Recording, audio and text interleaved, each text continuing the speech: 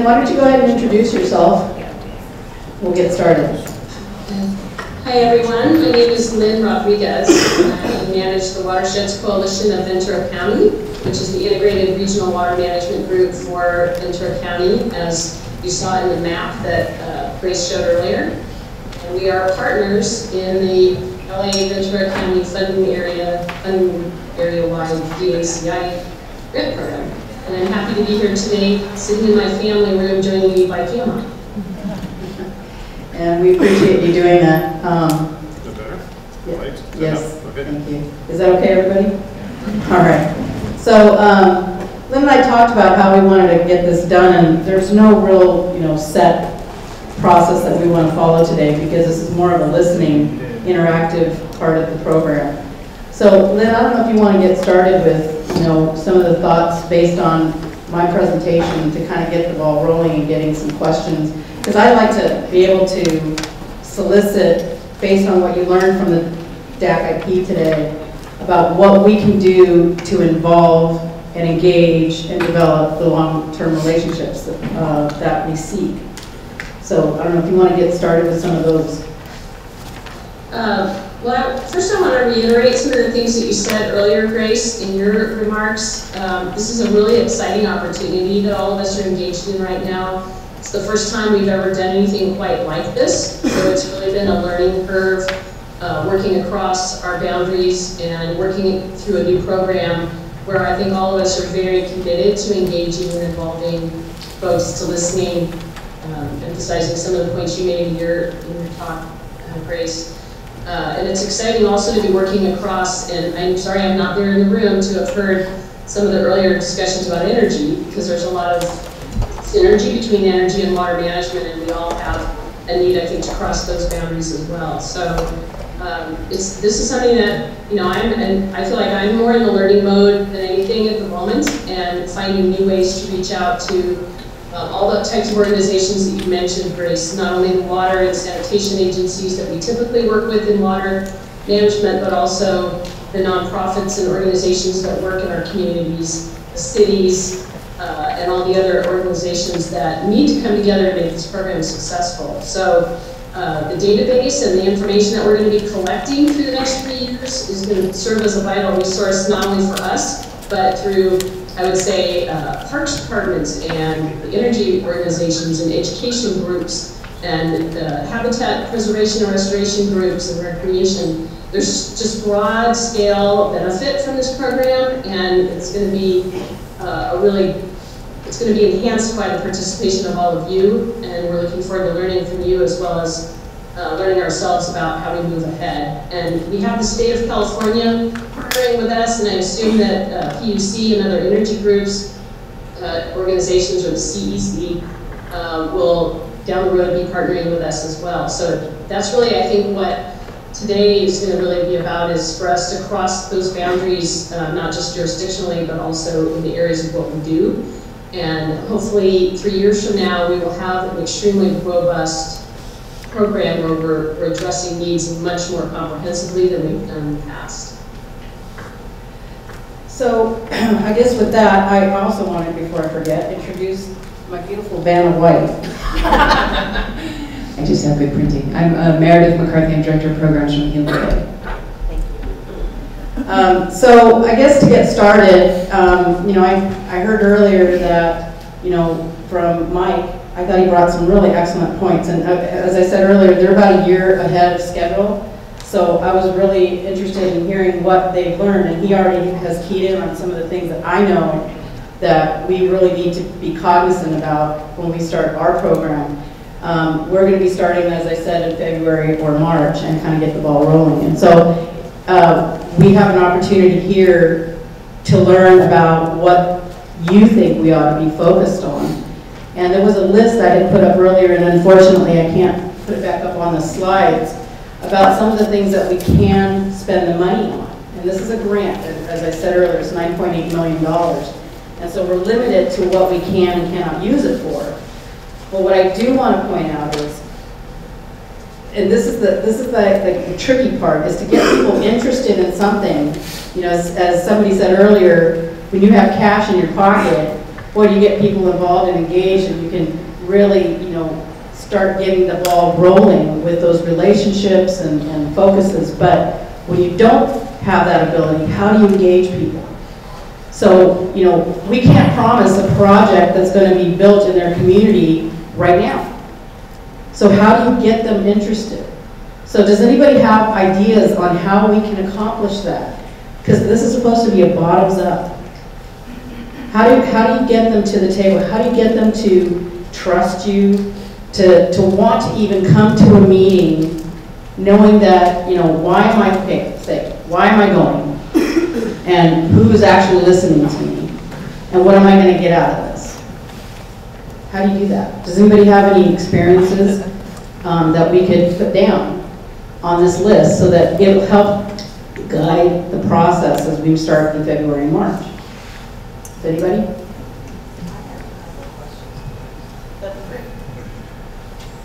So, Madeline Brickfeld from UCLA Water Resources Commission. I'm also on the board of the Regional Water Quality Control Board. And at UCLA, we've done a lot of work on both disadvantaged communities and in rural areas and in urban areas and water agencies.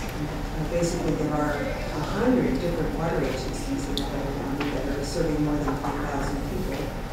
And they're really the small ones are really concentrated in the southeast portion in Europe of the state, but there's lots of them in Ventura County as well. And they have not been involved in the urban because they don't have the capacity to go to meetings like that. And I'm working with some of these agencies. Their highest priority, especially if they have DACs, is to get grants, but they don't have the capacity to get grants. And so the question is, where are the communities that qualify for this? How do they work? How do they relate to the boundaries of these water agencies?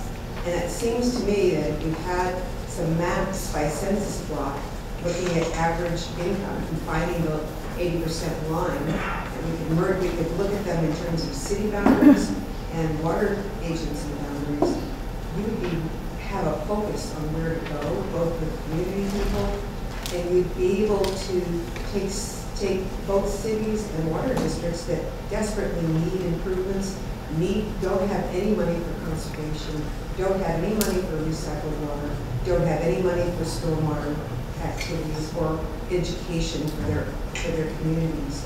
And you could do a lot of good. Yeah, I appreciate those comments. I think she hit the nail on the head. We do have maps with census tracts that show the identified communities where people live and work. That is defined by DWR, Department of Water Resources. So that's a starting point that we have. And that's where we want to go immediately, is to those areas.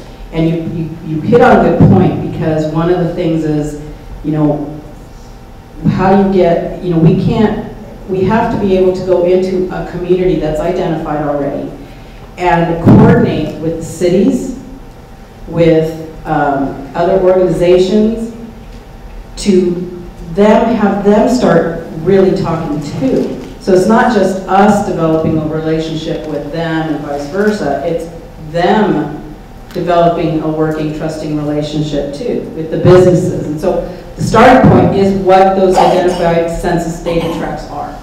And then once we get out there, that's when we start asking, you know, and talking and then listening to what, you know, Mike said earlier, we don't want to just hear about your water needs. We want to hear about everything. And so you have to start that dialogue first and work at that point. Then you have to identify, go out and actually say, did we miss somebody? Well, I think that one of the problems is that urban areas are disadvantaged by the way DWR defines the urban areas are disadvantaged as opposed to rural areas. Yes. If you take a tract in a rural area, it's going to encompass not a core community and probably not a lot else. But if you take a tract and it's in a metropolitan area of 10 million people, you're going to have a lot of people that are above the median income and a lot of people that are below the median income. So what we're trying to do at UCLA is do census block analysis so that we can actually find the places that qualify. I think the census tract analysis underqualifies communities, so I would recommend that. So take it down to the blocks. Okay, that's very helpful. Question? When you talk about the audience, are you talking about trying to get to the decision makers or to the residents? Both. Both. Yeah, we have to do both. I mean, because they're going to be two different ways of reaching those two. Exactly, and that's what we're trying to develop. You know, what are the best ways to do exactly that? Because we have to engage the decision makers, and we have to have them develop a relationship with those that are underserved. And how do you reach, because there are two different audiences, you point out, and so you can't just have a single workshop, you know, at point A and expect everybody in that area, including decision makers, to attend. You have to address them different. So you are an elected official. How would you suggest that we go into a community in your area? I think for hard-working communities, it's time. Nobody has time to give to you. So I would go to places where they're already established, where they meet already, and they're going to be already. I would approach the churches. And I would approach, you know, in our area, I would say service clubs are kind of a waste of time. You know, they're really small, but churches are huge. You know, go in and form a relationship with the pastors and ask, you know, can we have, you know, 15, 20 minutes. Don't do a big workshop, but go in with maybe your survey. Can we pass these out, you know, to the people in your congregation? Tell them real quickly what we need. Give them just a real quick, this is how this is going to benefit you in the future. You know, this is what you can do to make a difference in your community so that they have a reason to engage with you, but they're already assembled there. Yeah. You know, you don't have any reason. I don't know if you, within your budget constraints and everything, you know, can offer the church and say, like, we will make a donation for that morning or whatever, some reason for the pastors to give you that precious 20 minutes of his congregation time. But I know in our city, churches have, you know, the most regular attendance and large audience on a regular basis and very diverse. And make your rounds to all the churches. Okay, that's excellent. Grace? Yes, Lynn. I can't hear the questions when they don't have a microphone. Do you mind, or the things that are being suggested? I will, I'll make sure to do that. She was suggesting that we approach churches that are already assembling and have an audience and utilize that venue for getting the word out or passing out surveys or asking for 10 minutes of their time. Things, you know, where they're already being assembled so that, because there's such a lack of time, people just don't have time. Thank you. Thank you.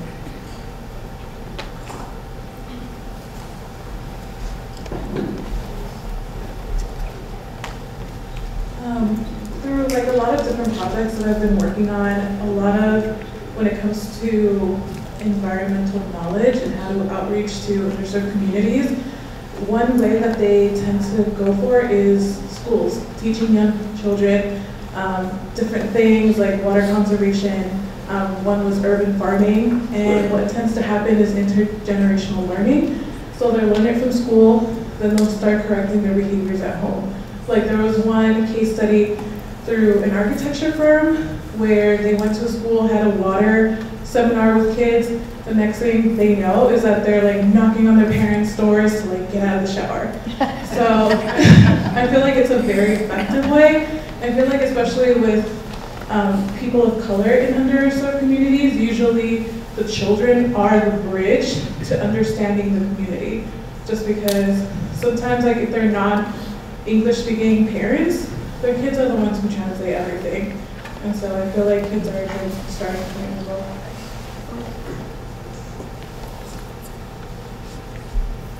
Maybe there's a parallel here, but we recently did an electrical vehicle showcase for our community. We held it at the Civic Center where we basically invited people to come drive electric vehicles and we set up food trucks.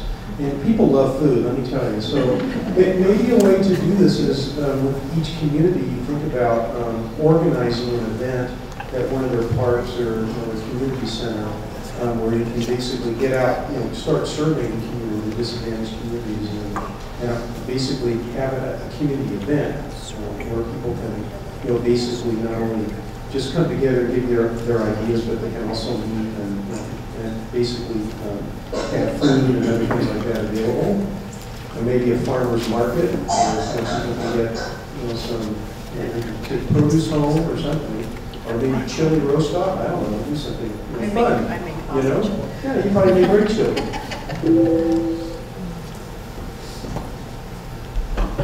Thank you. My name is Felicia Federico. I work at UCLA in the Center for Sustainable Communities. And we are just finishing up a project, a grant that we have from the California Energy Commission. And as part of that grant, there was a large community outreach component. And it was kind of similar to this situation you're in because we were given a grant for the planning component. And we don't know, the RFP has not come out yet for the implementation component of the grant process. So we don't know if we're going to have money to actually implement this. And it's something called an advanced energy community. So what we're doing is really more related to energy issues, but there's a lot of parallels. And what we did for our community outreach component is we worked with the supervisor's district where the pilot project was located. And we got a recommendation for a great community organization. Now, unfortunately, it's in the San Gabriel Valley, so I don't think that I don't know if it overlaps your territory. But the group we worked with is called Day One, and they were really experienced in a lot of issues relating to water, so they've done this kind of stuff before. They've done stuff on nutrition and health issues, parks, all of that. Energy was new to them, so we had a sort of a bringing them up to speed on the technical issues. But they have a whole process. Like, you don't have to reinvent this. Like, they knew how to do all of this kind of work. They knew how to table at different events. They knew how to engage with community leaders. They knew how to do what's called like community influence mapping, which they'd already done previously. So they knew who all the key organizations were in this whole area they were working in. They knew how to set up meetings. I mean, the gentleman here said about the food, which is absolutely essential. You have to have, have dinner for people if they're going to come, have childcare, have interpreters and interpretive devices to deal with different languages. So they have a whole process that they were familiar with, and we're just finishing up some documentation I'd be happy to share with you that kind of goes through all the different steps, and it, I think there's a lot of analogies to what you're trying to do. Obviously the details are, isn't energy, it would be water for you, but all of the components are already there and are pretty well documented in this. So we can share that with you, and that would be great. Maybe Day One is interested in working outside of their region. No, this is part, San Gabriel Valley is part of the region. It is part it's Greater LA County, yes. Okay. That's one of our regions. But, you bring up an interesting point that we have debated internally as to how, one of the things is, food, childcare. You have to, these folks need to have, some incentive. They're not going to go and pay for a babysitter to come to a meeting. They're not going to miss their dinner at home with their family because they're going to come to a meeting. And we've thought about all that, and the grant limits our ability to use that, unfortunately. And we've gone over that and checked with the state many times on that issue, and they just won't bend, they won't budge. So alternatively, we have to look for sponsors or local public water agencies or some other in those regions that we'll be going into to try to help facilitate exactly that. So I would definitely love to hear more about what you guys went through, because trying to get that interest without something tangible at the end is really difficult.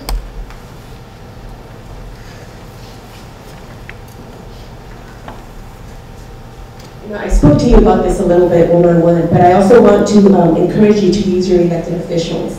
I'm with Senator Ed Hernandez's office, and we have our pulse on the community. on different meetings, different groups that meet. I can tell you, for example, with the business community, the San Gabriel Valley Economic Partnership, along with the Regional Chamber of Commerce and the Public Affairs Network, they often host events together. Those are huge events. In fact, they're having one next Thursday on cybersecurity.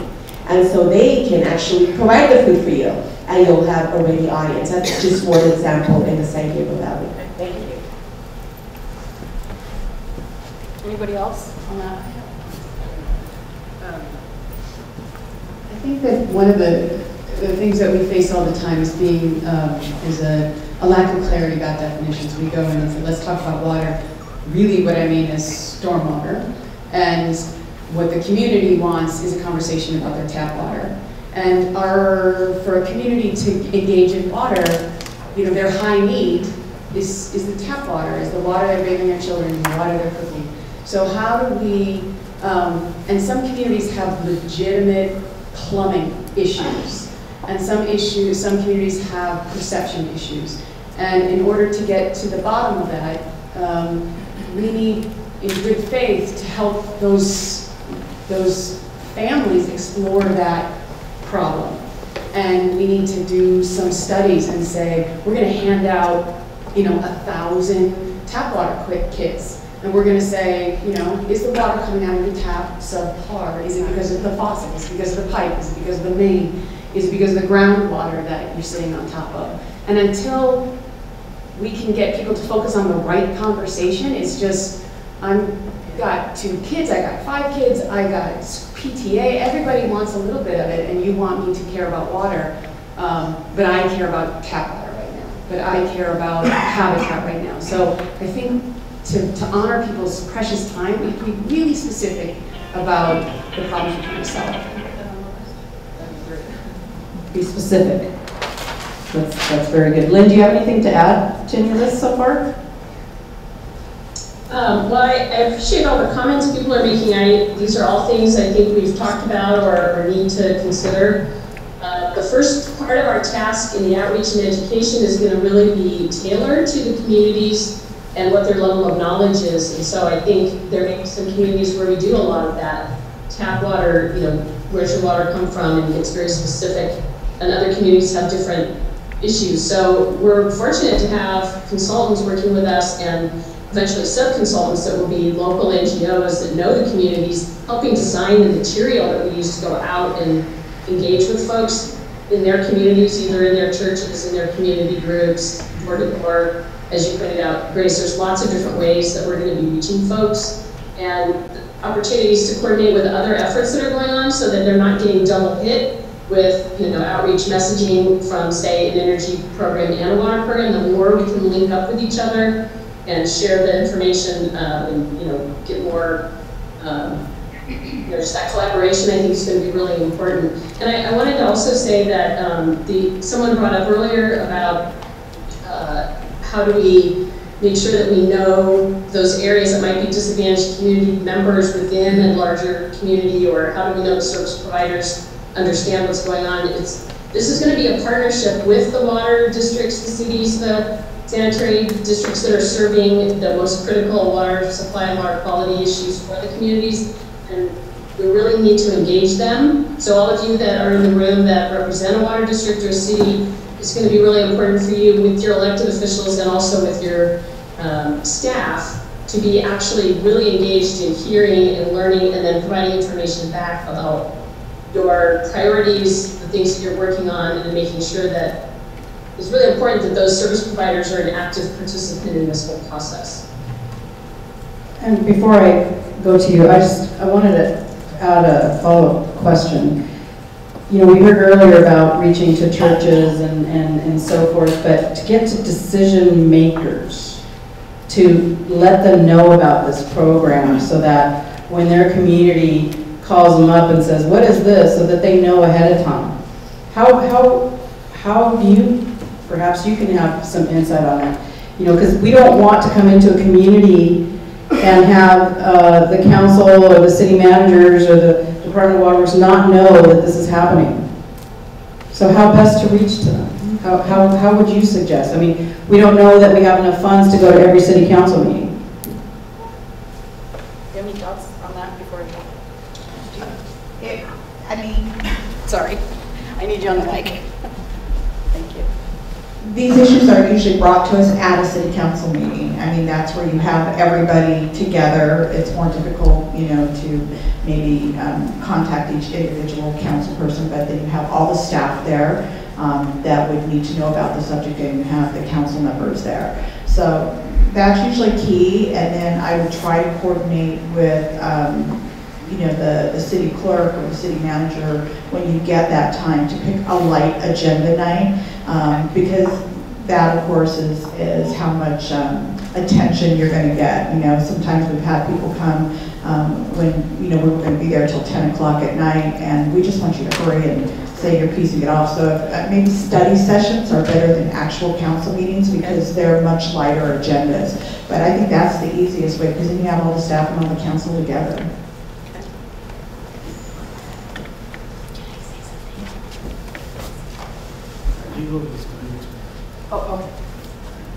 You might also want to try more regional organizations such as SCAG, the Southern California Association of Governments, or even the San Gabriel Valley COG, San Gabriel Valley Council of Governments, that include many of the cities. Yeah, we have, that is, I was actually going to bring that up. We have council of governments in every area, so that might be another way to reach out. I was going to comment, going back more to engaging with actual disadvantaged communities, right? There's two things I think that we got to be conscious of. One, the language utilized when talking to the community. We can't just regurgitate planning and engineering terminologies of folks and expect them to assess it, right?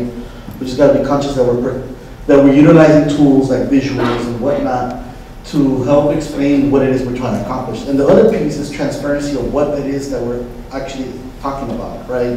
What is it that's actually able to be accomplished? Because another experience for these type of communities, and I work at Pacoima, so we're definitely one of these communities we're talking about. A lot of times folks come and create these amazing plans and visions that lead to nothing, that just stay as plans and visions. And communities kind of are over it, right? They want to know that we're gonna spend time, take the time away from my life, from my work, from whatever, to come and talk about this. Where there's actually going to be fruition, something on the ground that we could look at that actually help transform our communities.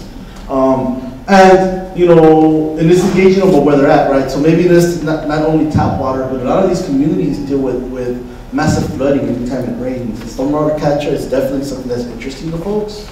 But approaching to them like that, right? And it goes back to our language, right? That we're not explicit that that's what we're talking about. Water is very broad, and folks can go in a lot of different directions with it, right? So that's, I think, is something that we need to be conscious of. That's an excellent point. Not only the language barriers, but also the terminology. And you brought up again that, one second, the difficulty of trying to get people interested in something that isn't going to 100% guarantee something tangible. That's the hard part. I don't have a specific suggestion on how to reach out to disadvantaged communities, but I just thought I'd offer something of a cautionary tale on a couple levels.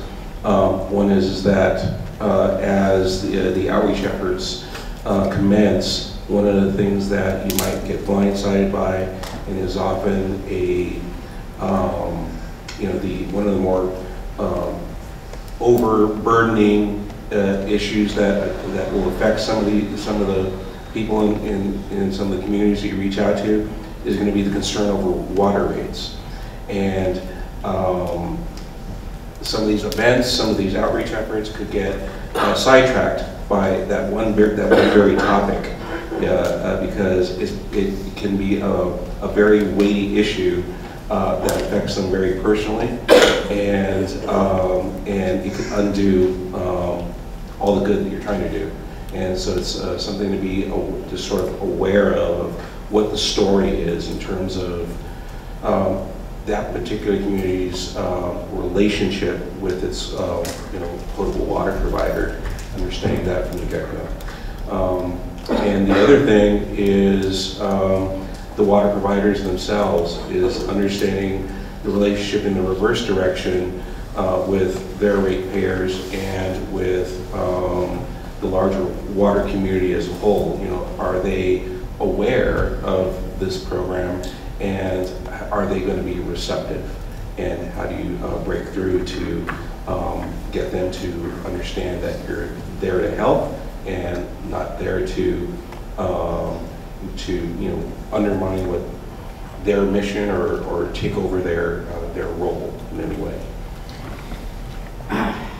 Yeah, that's a really excellent and sensitive point, because the last thing you want to do is point out problems and get everybody on the defensive. So I do understand that's a balance that we have to be cautious of, and the rates too, as well. As we work on the county stormwater funding measure, I think that one of the big things is new conversation of multi-benefit. That it's easy to build a project. You know, cities have huge maintenance concerns and huge you know, challenges with their city budgets. But it's important that we understand that, you know, this project might clean up stormwater, helps them meet their TMDLs. They are all very concerned with that. But it will also beautify Main Street. It will also provide cooling. It will also provide, you know, any number of benefits. And so as a water, you know, agency, should never walk into any of those meetings alone. Who are your partners? Who is also going to benefit from this change, from this, and so community, you know, can be very instrumental in pointing out the benefit, or, you know, what they need, and therefore how can we make sure that this project is in fact multi-benefit, and therefore what other funding can we leverage. Okay, I guess we'll finish up. Lynn, I don't know if you have any closing remarks. We've got 2 minutes left. We've got some good notes written down. Thank you very much. Do you want to close out? Well, I would like to thank everybody for all their great ideas, and hopefully you'll be engaged during this 3-year process. And as co-chair with Grace on the funding area-wide task force, we are charged with a really important job, which is to be the caretakers and stewards of that $9.8 million, make sure that it's spent appropriately to achieve the goals that we know we have now, and any new goals that come up and emerge as we go forward, because there's a lot we'll learn as we go through this. And anyone can follow the work of the task force through different means. And I don't know, Grace, if you want to put a website up there. Our meetings are, of course, open to the public. And we talk about activities in the grant. We'll be tracking how the funding is being spent across the whole funding area. So, you know, we welcome your engagement in that process. So I put down the website, the lawaterplan.org, and it has announcements of upcoming. I had earlier shown you like a flow chart, or not a flow chart, but a org chart of all the different ways that people are currently participating and where we want to have it better at the bottom. I showed you earlier. And one way is through the Greater LA Irwin Leadership Committee, through that integrated regional water management process, and all of the steering committees that represent all the sub-regions. I heard a lot about from San Gabriel Valley today. We have active participants that represent that region, that sub-region. I would encourage you to attend those meetings, and if you want to know more about who those folks are that you can reach out to, they have the calendars, the upcoming meetings on this website. There's, I believe, Matt, if you can remind the names of the folks that represent each of the sub-regions, I think, are on there. The leadership committee. Yeah. So if you go to this website, there's a lot of information, a lot of contacts. There's a calendar of events. And as this process in particular begins, the Disadvantaged Community Involvement Program, all of those dates and upcoming activities and what's happening where will be there. So I encourage you to stay on there and subscribe and just really become active. We want to hear more. So thank you very much for your time. Thank you, Lynn.